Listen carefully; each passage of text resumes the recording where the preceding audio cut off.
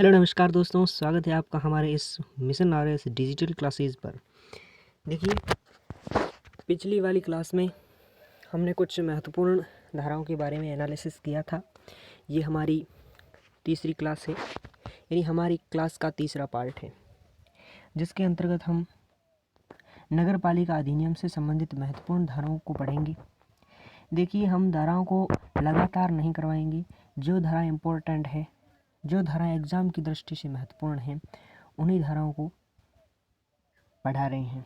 ठीक है, तो अगली धारा है 14, जिसके अंतर्गत हम पढ़ते हैं कि निर्वाचक नामावली में पंजीकरण के लिए जो अयोग्यता है वो कौन कौन सी, यानी इस लाइन का मतलब निर्वाचक नामावली में पंजीकरण के लिए अयोग्यता या निहरता है। इसका अर्थ है कौन वोटर लिस्ट में नाम नहीं जुड़वा सकता है। ठीक है, जो भारत का नागरिक नहीं हो वह वोटर लिस्ट में नाम नहीं जुड़वा सकता।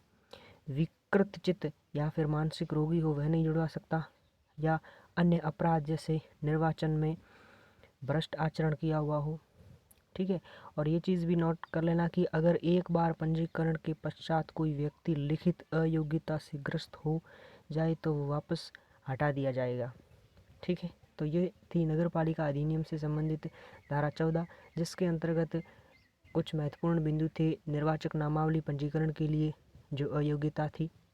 अब आपको क्या करना है, एग्जामिनर किस प्रकार पूछेगा, जैसे ये 3 ऑप्शन दे देगा, भारत का नागरिक नहीं है, विकृत चिन्ह है, अन्य अपराध। ठीक है, एक और ऑप्शन दे देगा तो आपको, और एग्जामिनर पूछेगा कि कौन सा नहीं है तो उसका भी आपको ध्यान रखना होगा। तो ये 3 आपको याद रखने हैं, और एक दे देगा कोई अन्य, वो नहीं होगा। ठीक है, तो ये 3 आपको याद रखने होंगे।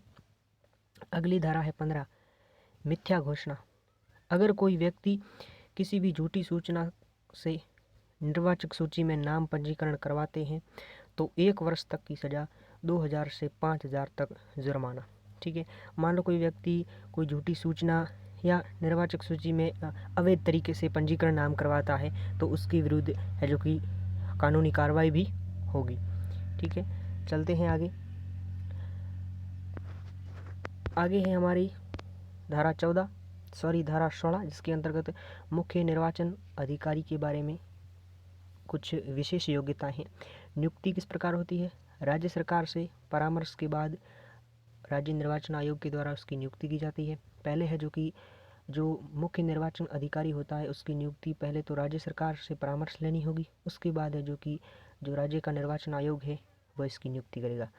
इनके कार्य कौन कौन से हैं, राज्य में इस अधिनियम के अधीन निर्वाचक संचालन, निर्वाचक नामावलियों की तैयारी परीक्षण करना। ठीक है, ये इसका उद्देश्य है।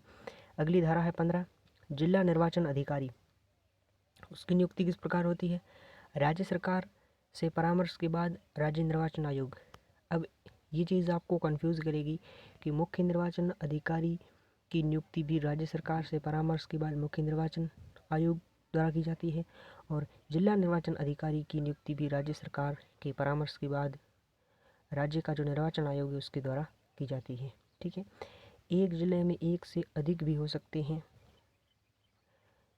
इनके कार्य कौन कौन से हैं, जिले की नगर पालिकाओं में निर्वाचनों के लिए संचालन के संबंध में सभी कार्यों का समन्वय और पर्यवेक्षण कार्य, और अन्य कार्य जो भी राज्य निर्वाचन आयोग या मुख्य निर्वाचन अधिकारी द्वारा सौंपे जाते हैं वो भी इनको करने होंगे। ठीक है, तो ये है जो कि जिला निर्वाचन अधिकारी का प्रमुख कार्य है। ठीक है, और ये उनकी नियुक्ति है। ठीक है, अब एग्जामिनर पूछेगा कि जिला निर्वाचन अधिकारी की नियुक्ति किस धारा के तहत की जाती है, तो धारा 17 के तहत उनकी नियुक्ति और उनके कार्य होते हैं। चलते हैं नेक्स्ट। देखिए, अगली धारा है 18, स्थानीय प्राधिकारियों आदि की कर्मचारी वर्ग का उपलब्ध कराया जाना, यानी राज्य के प्रत्येक स्थायी प्राधिकारी मुख्य निर्वाचन अधिकारी द्वारा अपेक्षित किए जाने पर निर्वाचक राष्ट्रीयकरण अधिकारी को निर्वाचन कार्य हेतु कर्मचारी उपलब्ध करवाए जाएंगे। ठीक है, स्थानीय निकायों आदि कर्मचारी वर्ग का उपलब्ध कराया जाना। अब ये कौन कराएगा, स्थायी जो प्राधिकारी है वह करवाएगा। किसके कहने पर? मुख्य निर्वाचन अधिकारी के कहने पर। किसकी? निर्वाचक रजिस्ट्रीकरण अधिकारी को। ठीक है। अगली धारा है 19। अधिकारियों और कर्मचारियों को राज्य निर्वाचन आयोग में प्रतिनियुक्ति पर समझा जाएगा। निर्वाचन कार्य के दौरान जितने भी कर्मचारी अधिकारी में लगे हुए होते हैं उन्हें उस अवधि में राज्य निर्वाचन आयोग में प्रतिनियुक्त पर समझा जाएगा। ठीक है, चलते हैं नेक्स्ट। हाँ जी, चलते हैं नेक्स्ट। देखिए, अब देखिए एक चीज़ और है कि जो अधिकारियों और कर्मचारियों को राज्य निर्वाचन आयोग में प्रतिनियुक्ति पर समझा जाएगा, वो किस प्रकार समझा जाएगा, इसका उदाहरण समझेंगे हम। देखिए कि जैसे बात करें अगर हम, जैसे कोई शिक्षक ऐसे कार्य में लगा हुआ हो तो उस अवधि में ये समझा जाएगा कि जो उक्त शिक्षक राज्य निर्वाचन आयोग में प्रतिनियुक्ति पर। इस प्रकार आप इस उदाहरण के माध्यम से उस धारा को और डीपली से और बेहतर तरीके से समझ सकते हैं। ठीक है, अगली धारा है 20। निर्वाचक नामावली तैयार करने आदि से सशक्त पदीय कर्तव्यों का भंग। अगर कोई अधिकारी या कर्मचारी जो निर्वाचक कार्य करते समय अपनी ड्यूटी से लापरवाही करते हैं तो दंड का प्रावधान है। सज़ा कितनी है? 3 माह से 2 वर्ष तक, और जुर्माना कितना है? 1000 से 2000 तक जुर्माना है। और ये चीज़ भी नोट कर लेना कि न्यायालय स्वयं संज्ञान नहीं ले सकता, अर्थात शिकायत ज़रूरी है। ठीक है, ये चीज़ भी इम्पोर्टेंट है। अब चलते हैं नेक्स्ट। अगली धारा है 21, जिसके अंतर्गत सदस्य होने के लिए अहित योग्य जो व्यक्ति है उनके बारे में है। जो नगर पालिका से संबंधित महत्वपूर्ण सदस्य हैं उनके बारे में। उम्र क्या है? न्यूनतम उम्र उनकी 21 वर्ष होनी चाहिए। निवास किसी भी वार्ड के लिए वोटर होना आवश्यक है।